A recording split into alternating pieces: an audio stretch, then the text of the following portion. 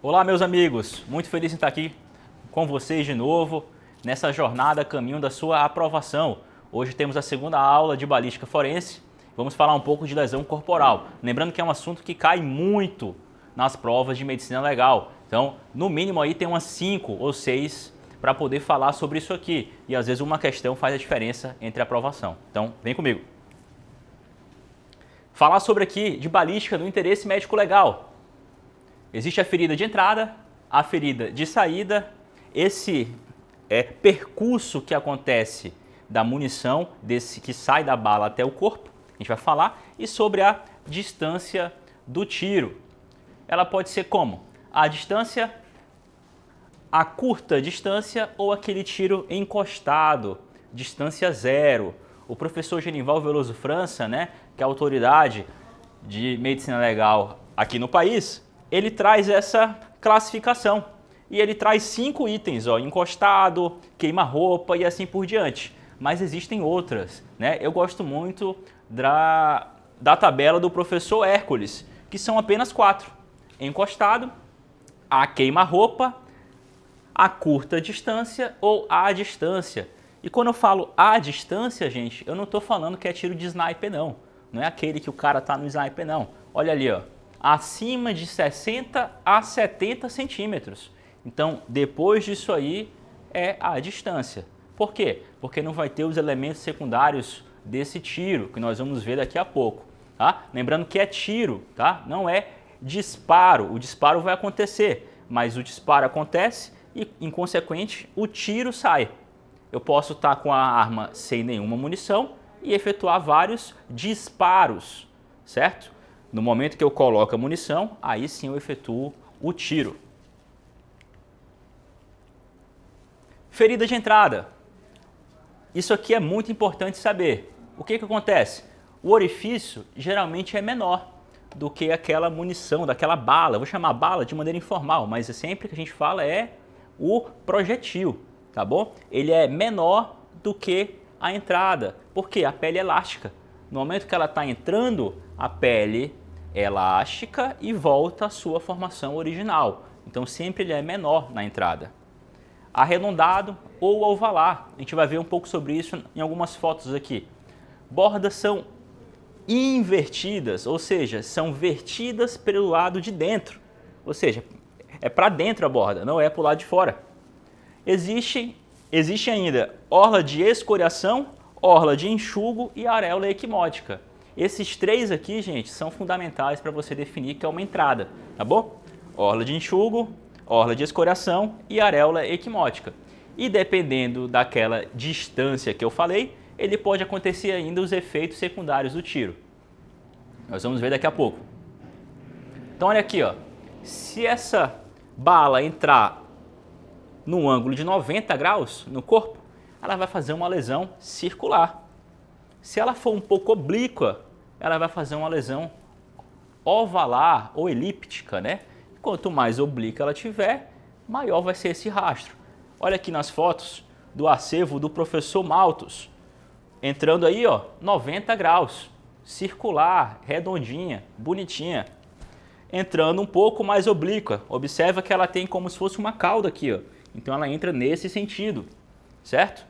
Ou mais oblíqua ainda, Ela faz como se fosse um rastro e deixa na pele esse aspecto de lesão. Isso é importante para a gente definir como a direção que veio aquela bala, A posição que a pessoa estava no momento que levou aquele disparo, aquele tiro, a gente não sabe, mas utilizando a posição anatômica do corpo, barriga aqui para frente, as palmas da mão na frente, a gente vai definir sim sobre isso.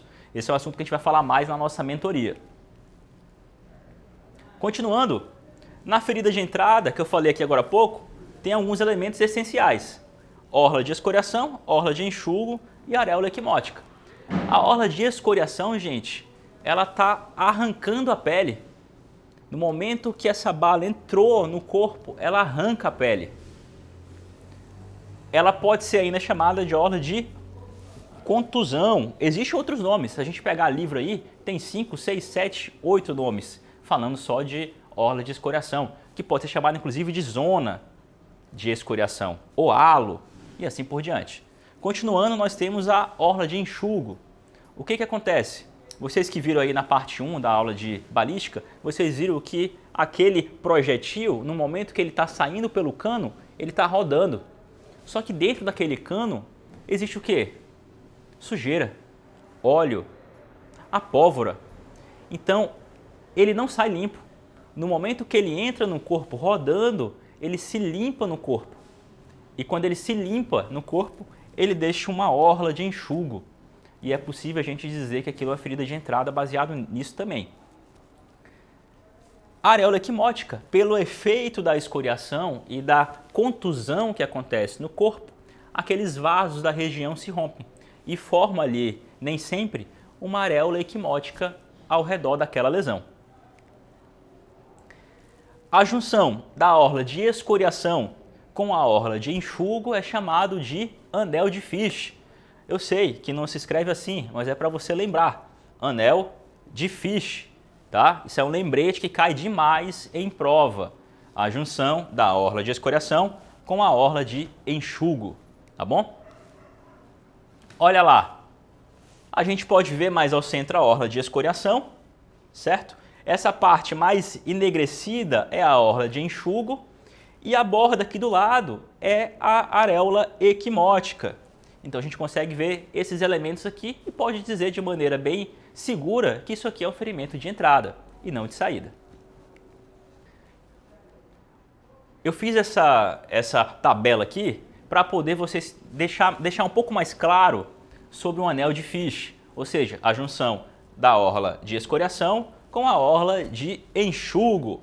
Então, olha lá, a orla de escoriação, como eu falei aqui, ela é uma reação vital. Ela vai deixar uma escoriação na pele.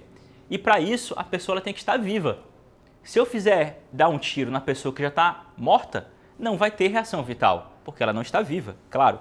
Então, ela vai estar ausente nas feridas que a pessoa já está a óbito.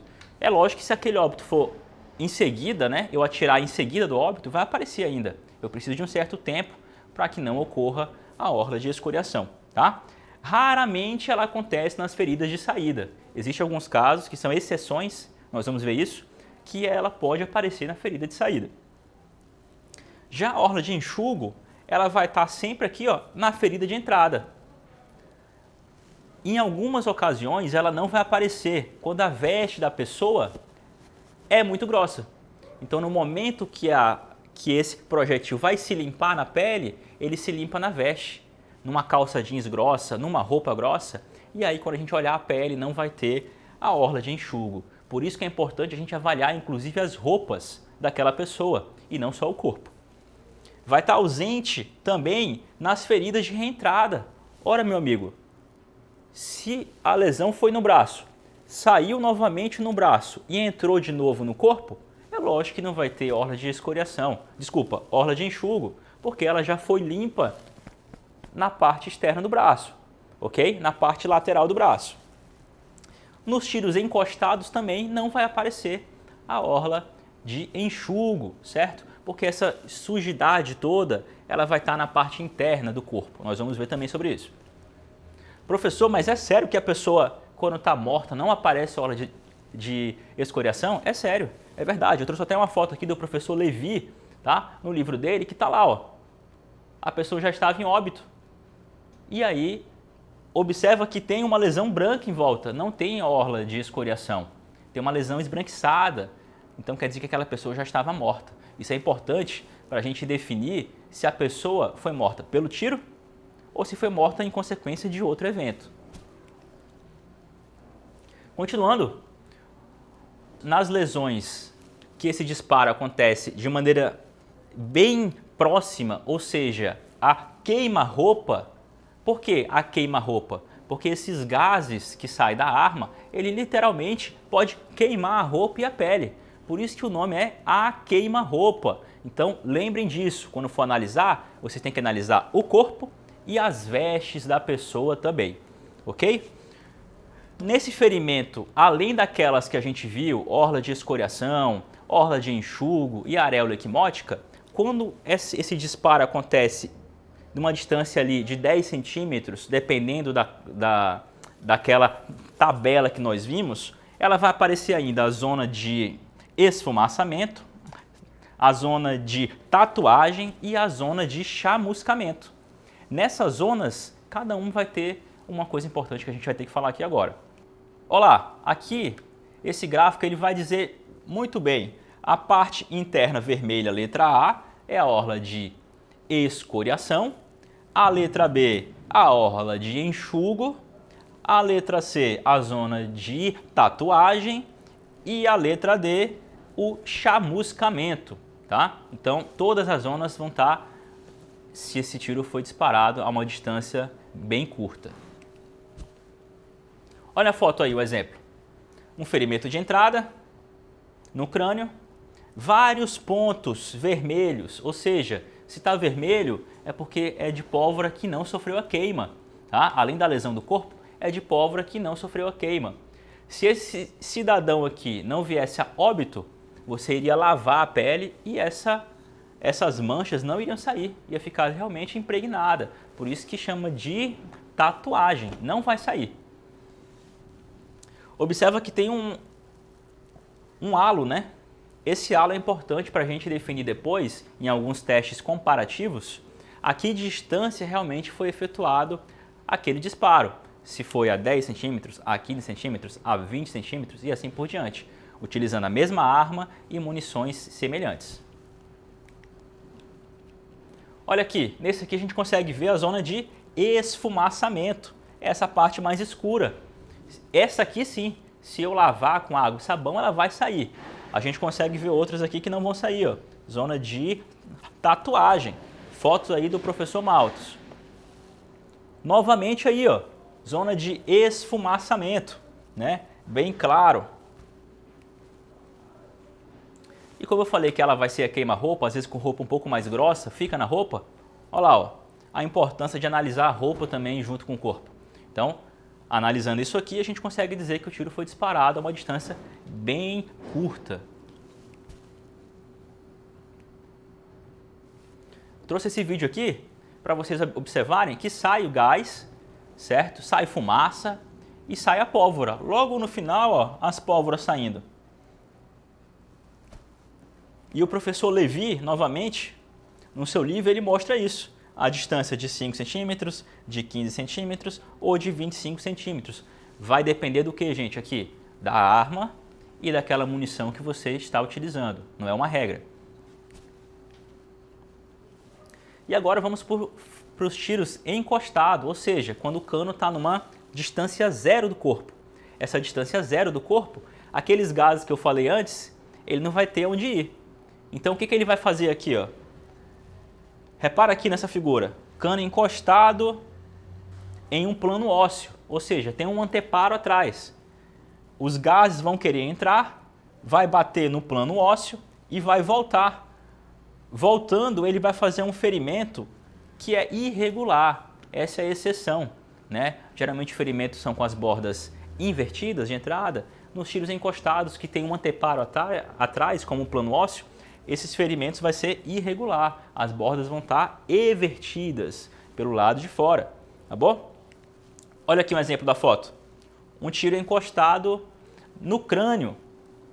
Você consegue dizer que isso é um ferimento de entrada? Sim, porque tem a marca aqui, ó, em volta daquela pólvora. A saída não ia aparecer isso, na orla de enxugo e essa zona de esfumaçamento que aparece aqui. Tiros encostados com anteparo, chamados de câmara de mina de Hoffman. Cai demais em prova. Toda prova quase vai ter alguma, seja no enunciado ou seja embaixo, falando sobre câmara de mina de Hoffman. Seguindo aqui, essa parte enegrecida que deixa no osso, sinal de Benassi. Também cai demais em prova. Tá? Lembrando que tem que ter um anteparo atrás, tá, gente? Se for isso numa região de parte mole, no abdômen, não vai deixar aquele aspecto. Tem que ter algum osso atrás, no quadril, na região escapular, no crânio e assim por diante. Continuando aqui, o sinal de Wertgardner também cai demais em prova. O que acontece? Eu falei agora há pouco que os tiros encostados no anteparo ósseo vai deixar o sinal da câmara de mina de Hoffman. O que acontece nesses casos é que no tiro encostado em região que não tem anteparo, o que acontece aqui? a marca do cano da arma fica impressa no corpo. Então, se vocês observarem aqui, existe a marca do cano e, inclusive, a massa de mira da arma, que é aquela pontinha que está no cano da arma, que a pessoa faz a mira. Atrás é a alça e na frente a massa da mira. Então, seja porque o cano aquece, ou seja porque esse cano volta no momento que vai ter aquele tiro e faz o impacto na pele, ele vai deixar o sinal de Wertgartner, tá bom? Indica que é um ferimento de entrada de projetil de arma de fogo. E aqui, gente, indica que é uma entrada no crânio. Nessa imagem aqui, a gente retrata o funil de Bonnet. O que é o funil de Bonnet? Às vezes você se depara com um crânio que só está o esqueleto. E aí você tem que definir se aquela lesão de entrada ou não. Tem uma lesão de entrada e uma lesão de saída, certo? Uma lesão de entrada na frente e uma de saída atrás. Isso aí pode determinar a direção daquele tiro, certo? Se a pessoa foi executada, por exemplo, ou estava de costas. Então, no momento que a gente pega o crânio, a gente vai ver esse funil. Lembra que aqui é a tábua óssea externa do crânio e aqui a interna, certo? São dois ossos. É um osso só, mas com duas extremidades. No momento que essa bala entra no crânio, ela faz uma lesão do mesmo tamanho da bala. No momento que ela entra na parte interna desse crânio, ela vai romper o osso e ela vai fazer esse funil de Bonnet. Tá? Na lesão interna, fica assim. E no momento que ela sai, ela faz a mesma lesão inversa. Ou seja, na lâmina interna ela faz do mesmo tamanho e na lâmina externa ela faz uma lesão maior. Então é importante para a gente saber a direção desse tiro, tá ok? Aqui tem uma tabela com resumo, tá? Depois vocês dão um pause na imagem aí e verifica essa tabela, tá? Tira o print. Seguindo aqui, ferimento de saída, certo? Ora, se nós vimos inicialmente que a lesão de entrada, o orifício é menor, aqui é o oposto. O orifício ele é maior, porque esse projetil ele já está deformado. Às vezes ele rodou no corpo, às vezes ele bateu no osso e no momento que ele está saindo do corpo, ele faz uma lesão, via de regra, maior do que a lesão de entrada e maior do que ele mesmo. Tá? As bordas lá são invertidas, aqui na saída são evertidas e irregulares, são vertidas pelo lado de fora. Existe um sangramento maior, tá? Como eu falei lá, ausência de quê? Orla de enxugo, porque essa munição ela não vai se limpar, ela se limpa só na saída, na entrada, na saída não vai se limpar. Não há efeitos secundários do tiro. Aquelas zonas que eu falei, aquela fumaça, aquilo tudo, não vai aparecer, tá? Na saída. E às vezes nós encontramos a areola equimótica. Quando que acontece isso? Quando esse disparo ele tem um impacto muito grande. E aí pode aparecer essa areola equimótica, tá bom? A orla de escoriação é mais rara acontecer. Ela vai acontecer quando no momento da saída esse projetil ele encontrar alguma resistência, ou seja, a pessoa está contra um muro ou está no chão e no momento que esse projetil vai sair, ele sofre o impacto dessa resistência e não consegue sair. E aí ele vai fazer um sinal de Romanese, que é a orla de escoriação no momento que acontece a saída, tá bom? Cai demais em prova também, tá bom? Sinal de Romanese. Olha lá, lesão de saída aqui em cima, né? Lesão de saída, você observa que as bordas são evertidas, tá bom? E ferimento irregular. Aqui também, ó, no crânio, ferimento de saída, certo? Irregular, não tá alveolar. E aqui a gente vai falar sobre uma diferença que muita gente não consegue compreender às vezes, né? Trajetória é do momento que essa bala sai da arma até o seu impacto final. Só que somente no corpo não é chamado assim, é chamado de trajeto, certo? Então, se cair em prova falando sobre isso, você já sabe a diferença, tá? Lembra que a palavra é menor, porque está dentro do corpo aqui, ó. E a palavra maior é a distância inteira. Então é isso, pessoal. Essa foi o segundo módulo de balística. Eu aguardo vocês na próxima aula. Um abraço.